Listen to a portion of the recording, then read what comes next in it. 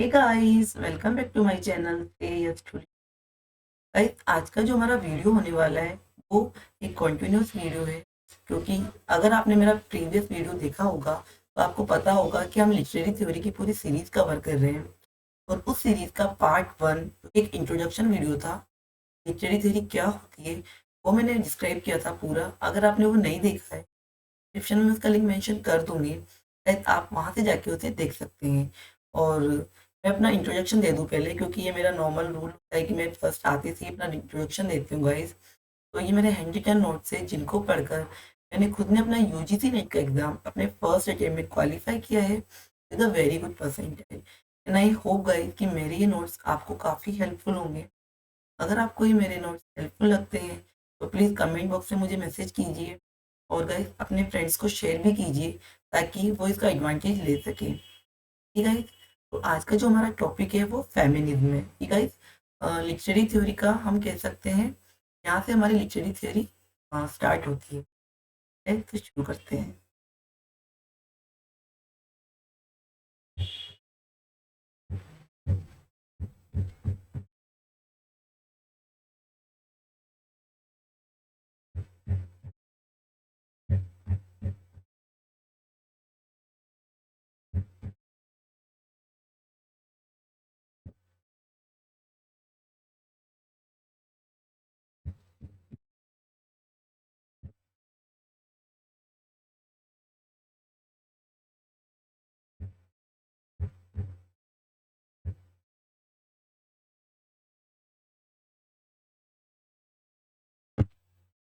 ठीक है guys, feminism अगर आपको पता होगा गाइस, तो फेमिनिज्म में थोड़ा सा डिस्क्राइब अर्लियर भी कर चुकी थी कि फेमिनिज्म एक आइडियोलॉजी है कि एक वुमेन क्या सोचती है। ठीक है, वो उसकी अपनी क्या पर्सनल फीलिंग है, पर्सनल उसकी क्या आइडेंटिटी है, और वो जो भी फील करती है वो किस तरह से लोगों को, अपने ऑडियंस को या फिर दूसरों को डिस्क्राइब करना चाहती है। ठीक है गाइस, तो हम अर्लियर अगर हम बात कर रहे हैं तो लिटरेचर में वुमेन्स का ज़्यादा रोल नहीं था। वुमेन्स को ज़्यादा डिस्क्रिप्शन नहीं किया गया। अगर वुमेन्स का डिस्क्राइब किया भी गया है तो वुमेन्स को सिर्फ as a mother, as a जो कि केवल घर का काम करे, ठीक है, डूइंग हाउस चोर्स और लुक आफ्टर देयर चिल्ड्रन, सिर्फ इतना ही रोल था कि वुमेन्स को शादी करने का। ठीक है, वुमेन्स की चेस्टिसिटी, तो कुछ नॉर्मल ट्रेड्स थे गाइस, उन्हीं तक लिमिटेड किया गया था वुमेन्स को। तो लेकिन आगे जाकर जब वुमेन्स थोड़ी सी अवेयर हुई खुद की आइडेंटिटी के बारे में, ठीक है, उन्हें थोड़ी एजुकेशन मिली, तो किस तरह से उन्होंने अपने आप को एक्सप्रेस करना शुरू किया वो आज हम समझेंगे। तो गाइस, ये जो फेमिनिज्म का जो कॉन्सेप्ट था, ये आइडियोलॉजी थी, ये 18th सेंचुरी या लेट 18th सेंचुरी में डेवलप हुई थी। ठीक है, और अगर हम बात करें फर्स्ट फेमिनिस्ट बुक की, तो गाइस ये थी a vindication of the rights of women. ठीक है, बाय मेरी वॉल्सनक्राफ्ट। भाई मेरी वॉल्सनक्राफ्ट मेरी शेली की वाइफ थी, सॉरी, बीबी शेली की वाइफ थी। ठीक है गाइस, तो इन्होंने अपना ये वर्क 1792 में पब्लिश करवाया था। इस बुक के बारे में अगर मैं बात करूं तो इसमें पहली बार इन्होंने बोला कि एक वुमेन्स का अपना खुद का रूम होना चाहिए, मतलब जहाँ वो अपने बारे में एक्सप्रेस कर सके, अपनी आइडियोलॉजीज को सेट कर सके, अपने अकॉर्डिंग चीज़ों को डेकोरेट कर सके। मतलब एक ऐसा एनवायरनमेंट जहाँ वुमेन्स को अपना, अपनी इच्छा से सब कुछ करने का राइट हो। फर्स्ट इंग्लिश राइटर वुमेन अगर हम बात करें तो गाइस एफ्रा वैन है। ठीक है, उन्होंने द रोवर लिखा था। और गाइस ये रेस्टोरेशन, और रेस्टोरेशन ड्रामा था, famous restoration drama. She became inspiration to the rest of women, और इस तरह से वो इंस्पिरेशन बनी guys. In 19th century women writers flourish. Guys 19th century में आते आते कुछ धीरे धीरे वुमेन्स राइटर्स फ्लरिश होने लग गई थी, like Jane Austen, Mary Shelley, Bronte sisters, Kate Chopin. ये सब विक्टोरियन एरा की, काफ़ी रोमांटिक एरा की, विक्टोरियन एरा की फेमस राइटर्स बनी। ठीक है, Judith Butler. Guys Judith Butler 1920 in USA rights to vote. In 1920 women's को वोटिंग राइट्स भी मिल गया गाइस। ठीक है, और एडिथ वॉर्टन की age of innocence became very famous and got Pulitzer prize. तो इन दैट वे हम रियलाइज करते हैं कि धीरे धीरे वुमेन्स की जो लिटरेचर था, वुमेन्स के वर्क को भी अप्रिशिएट किया जाने लगा, उन्हें भी पढ़ा जाने लगा और उन्हें इस तरह के जो वेरी प्रेस्टिजियस अवार्ड्स से वो दिए जाने लगे slowly slowly. He became first woman writer who got the prestigious prize. Okay, guys. In England as well, women writer became famous like Virginia Woolf. Guys, Virginia Woolf famous feminist novelist थे, ठीक है, essayist थे। उनका a room of one's own very famous essay है, ठीक है। और उनका ऑर्लैंडो नॉवेल भी काफी फेमस है which is based on feminist ideology, ठीक है। He became the first feminist critic, ठीक है। Now, Orlando, she also wrote this. Guys, she's a bisexual relation. She's in a bisexual relationship who was bisexual writer, and Vita Sackville was her partner. Guys, Wolf committed suicide by attempt to drown. उन्होंने suicide attempt किया था। और उसके बाद guys Tony Morrison की बात करें, he was an Afro American female writer who became first women writer who got Nobel prize. अब गाइस देखिए, जैसे मैंने पहले पुलित्जर प्राइज की बात की, उसके बाद टोनी मॉरिसन आई, वो एक एफ्रो अमेरिकन थी और उनको नोबेल प्राइज मिला guys for the work the beloved is publish in 1993, ठीक है। देन गाइस एलिस वॉकर का द कलर पर्पल भी बहुत फेमस है। उसमें कि वुमेन क्या फील करती है, वुमेन की क्या थिंकिंग है, क्या इमोशंस है, उनको बहुत अच्छे से एक्सप्रेस किया गया है। तो आई रिक्वेस्ट यू गाइस कि आप सब जाके गूगल पे उसकी थ्योरी समरी जरूर कीजिए, क्योंकि ये बहुत इंपॉर्टेंट है हमारे नेट पॉइंट ऑफ व्यू से। डायरेक्ट क्वेश्चन एग्जाम में पूछे जाते हैं, ठीक है। अभी एलिस वॉकर का the colour purple I think UGC NET में पूछा भी गया था कि it is Alice the colour purple is a work, guys it is a epistolary novel, ठीक है। तो ये बहुत इंपॉर्टेंट हो जाता है, मैं इसको हाईलाइट कर देती हूँ।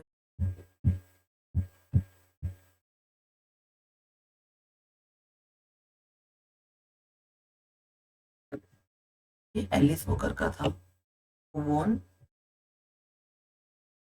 इन search of our mothers garden, he coined a term in this work womanist। मतलब एलिस वॉकर ने एक वर्क भी लिखा है in search of our mothers garden, उसमें उन्होंने टर्म की है वुमेनिस्ट। वुमेनिस्ट का मतलब अगर हम बात करें गाइस तो कि एक ऐसा लिटरेरी कैनन जो वुमेन्स का है, जो वुमेन आइडियोलॉजी को फॉलो करता है, ठीक है। कि वुमेन्स क्या फील करती है, वुमेन्स की बॉडी किस तरह से रिएक्ट करती है, ठीक है। वुमेन्स किस तरह एक्सप्रेस करती है टुवर्ड्स सोसाइटी, टुवर्ड्स मेल, ठीक है। ये सब आइडियोलॉजी को जो सोचता है, फील करता है, वो पूरा कैनन, उसको उन्होंने वुमेनिस्ट बोला है। डोरिस लेसिंग आती है, she also got Nobel prize. The golden notebook उनका बहुत ही फेमस वर्क है, इसमें उन्होंने अपने personal experiences of a women express किए हैं। She is a famous feminist criticism writer and queer theory propaganda. Then guys हम कॉन्फ्लिक्ट थ्योरी की बात करें, in society always power struggle happen. अगर हम बात करें रिच और पुअर के बीच में, मेल और फीमेल के बीच में, तो पावर स्ट्रगल हमेशा चलता रहता है guys. Every individual wanted to take over the control on others, to exert his power, his control। हर व्यक्ति चाहता है कि वो दूसरे पे कंट्रोल कर सके और उसकी आइडियोलॉजी को वो चाहता है कि सब लोग फॉलो करें, ठीक है। So in this way we can see that over the centuries women being suppressed in the means of domesticized, that they were limited to home। Women's limited थी घरों तक, and they need to take care home and children's। उनका जो main solitary work था वो क्या था, केवल वो बच्चे संभाले और घर संभाले। They don't have any education, voting rights, occupation rights like men have। Okay guys, उन्हें किसी तरह के एजुकेशन के, वोटिंग के, काम करने के राइट्स नहीं थे। Then guys, in that way they were deprived of every power, rights that can lead women to equal standards where the men were। और गाइस इसी वजह से उन्हें हर तरह की पावर से, हर तरह के राइट से दूर किया गया, ये कहकर कि उन्हें केवल घरों तक सीमित रखा जाए, उन्हें एजुकेशन का राइट नहीं मिलना चाहिए ताकि वो उन्हें कंट्रोल कर सके। क्योंकि अगर वो एजुकेटेड हो जाएंगी तो वो अपने राइट्स के बारे में, अपनी आइडेंटिटी के बारे में डिमांड करेंगी, जो कि आज तक केवल मेंस को मिली हुई थी। Because of this, education rights were limited to men only. Because of women education, then they will demand their literary liberty, education, voting rights. So to suppress women, earlier generation society never allowed women the access of books, education. तो इसीलिए जो कि earlier time में women's को books की, education की permission नहीं थी, क्योंकि वह उन्हें कंट्रोल करना चाहते थे. So over the years, lineage also pass on to patriarchal society to men's only. जैसे कि गाइस हम आज भी देखते हैं अब कि पहले के टाइम में क्या होता था कि प्रॉपर्टी के राइट्स हैं वो अगर फादर के हैं तो वो एक बेटे को ही ट्रांसफर होंगे अर्लियर टाइम में. ठीक है, तो क्यों एक लड़की को ट्रांसफर नहीं हो सकते वुमेन्स राइट्स? ये जो हमारी फेमिनिस्ट थियरीज थी उन्होंने ऑब्जेक्शन किया इस बात पर. उन्होंने सवाल उठाया कि क्यों केवल पावर राइट्स जो भी थे, प्रॉपर्टी के राइट्स थे, जो भी इंपॉर्टेंट डिसीजंस होते थे वो केवल एक मेन को ट्रांसफर होते हैं. क्यों एक बेटी अपने फादर की जो लीनियज है, जो प्रॉपर्टी है, वो इनहेरिट नहीं कर सकती है? ठीक है, लेकिन बाद में हम सब जानते हैं जैसे लॉ बने और आज एक वुमेन को, एक गर्ल चाइल्ड को भी अपने फादर की, अपने पेरेंट्स की जितनी भी प्रॉपर्टी है उसमें इक्वल राइट्स हैं. नाउ फेमिनिस्ट मूवमेंट की बात करें, arises out of literary phase. Women are portrayed in literature. How many female writers are writing as a profession? And how is femininity perceived in dominant literature etc. मतलब जैसे feminist writers ने ये देखा कि आज तक जितना भी लिटरेचर लिखा गया है उसमें कितना वुमेन्स का पार्टिसिपेट किया है और कितना जो भी वुमेन्स को डिस्क्राइब किया गया है वो किस वे में वुमेन को पोर्ट्रे किया गया है, वुमेन को कितना स्ट्रॉन्ग पोर्ट्रे किया गया है, या फिर वुमेन को एक no as a figure describe किया गया है जो कि केवल मेल्स पर डिपेंड है और जिन्हें केवल घर का काम काज संभालने की ही जिम्मेदारी सौंपी जाती है, क्योंकि वो इतनी रिस्पॉन्सिबल नहीं समझी गई है कि वो घर को पूरे मतलब हाउस होल्ड को एज द वे एक मेल लीड करता है वैसे लीड कर सके. उसके अंदर वो ब्रेवरी की, वो क्लेवरनेस की, लीडरशिप की क्वालिटी नहीं है. तो इस तरह के जो पॉइंट ऑफ व्यूज थे जब फेमिनिस्ट राइटर्स ने देखे तो उन्होंने इस पर क्वेश्चन किया. ठीक है, representation of female characters in literature, how they portrayed them. We see, like in most of works, women always associated with house chores, child take care, and if women chose the show, then they only describe chastity, behaviors, manners that associate with them. मतलब normally तो girls का ज्यादा role है ही नहीं literature, earlier literature में. और अगर उनको उनका पार्ट प्ले होता भी है तो उनसे क्या एक्सपेक्ट की जाती है कि एक वुमेन को चेस्ट होना चाहिए, मतलब वो पवित्र होनी चाहिए कि शादी के बाद वो अपने हस्बैंड के लिए डेडिकेटेड हो. ठीक है, और एक गर्ल्स का बिहेवियर नोट किया जाता है कि वो कैसे बैठती है, कैसे उठ, कैसे बात करती है. तो पब्लिकली जोर जोर से हंसना अलाउ नहीं है. ठीक है, पब्लिकली जैसे लड़के बैठते हैं वैसे फैल कर बैठना अलाउ नहीं है. ठीक है, इस तरह की ट्रेड्स थे. तो फीमेल थेरेपिस्ट ने कहा कि ये सब क्यों है, अगर एक मेल जो सब कर सकता है उसको सब अलाउ है तो एक वुमेन्स के साथ क्यों मैनर्स को एसोसिएट करके देखा जाता है. ठीक है, in literature never a female character portrayed through which normal girl will motivated. That question arise by critics और feminist theories कि जिस तरह से हम एक मेल राइटर से या फिर मेल कैरेक्टर से इंस्पायर होते हैं, क्यों लिटरेचर में किसी फीमेल कैरेक्टर को इस तरह एक लेजेंडरी फिगर में एक्सप्रेस नहीं किया गया, रिप्रेजेंट नहीं किया गया है, ताकि जो आने वाली जनरेशन है वो इनसे इंस्पायर हो सके. ठीक है, लाइक अगर हम बात करें तो बेowulf एक मेल डोमिनेटेड फिगर है. ठीक है, पैराडाइज लॉस्ट. ठीक है, और फेरी क्वीन की बात भी करें तो केवल फेरी क्वीन में भी नाम फेरी क्वीन है, बट उसमें गर्ल्स का जो कैरेक्टर हम बात कर रहे हैं जो ब्रिटो मार्ट का है गाइस, उससे केवल चेस्टिसिटी एसोसिएट है.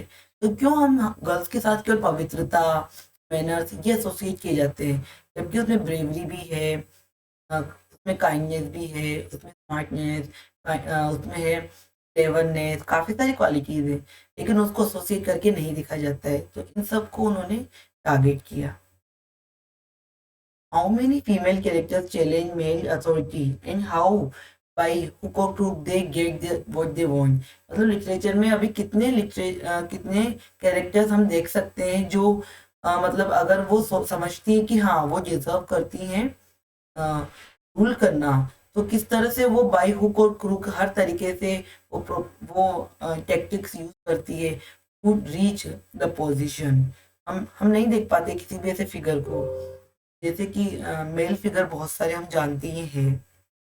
Even women writer change their name to write in males name. अब देखिए गाइस, मतलब वुमेन्स को ये भी राइट नहीं था या फिर उन्हें डर होता था कि अगर वो अपने खुद के नाम से लिखेंगी तो उनके वर्क को इम्पोर्टेंस नहीं दी जाएगी, उनको पब्लिश नहीं करवाया जाएगा, या फिर उन्हें अगर पब्लिश करवाया भी जाएगा कोई उन्हें नहीं पढ़ेगा। तो गाइस, ये एक तरह से टारगेट, इस तरह की जो थ्योरी थी या इस तरह के जो क्वेश्चन थे वो फेमिनिस्ट राइटर्स ने टारगेट किए कि क्यों हम जो आज तक लिटरेचर है वो इतना बायस्ड है कि totally dominated to male society है। वुमेन्स को अपना वुमेन्स डरती हैं अपना लिटरेचर पब्लिश करवाने से पहले भी कि उनके लिटरेचर को नहीं पढ़ा जाएगा। ठीक है, तो गाइस इसमें अगर हम बात करें, जॉर्ज इलियट ने, मतलब उनका असली नाम मेरी एन इवान था, लेकिन वो जॉर्ज इलियट करके पब्लिश करती थी, और जॉर्ज इलियट के नाम से ही गाइस वो फेमस हुई कि क्योंकि वो एक मेल नेम है। How the femininity concept portrait in literature, कि फेमिनिटी का कॉन्सेप्ट किस तरह पोर्ट्रेट हुआ। Doing house chores, look after childrens only.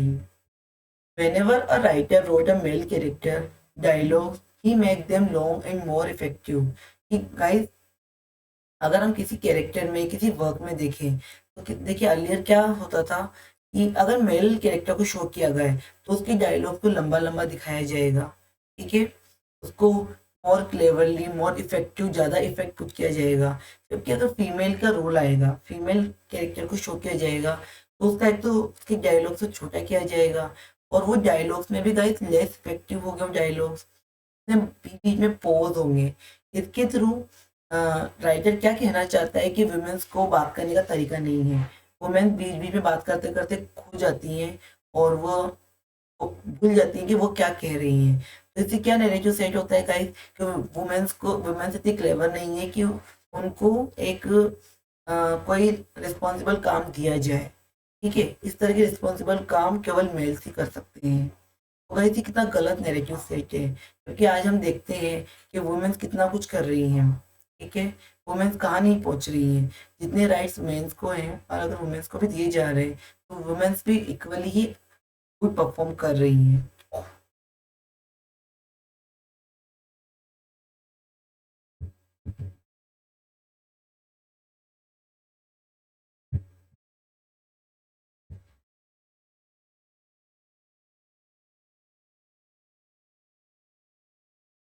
Then guys, know how to speak and they only think and forgot to say, जैसे कि मैंने बोला ही थे आपको अभी।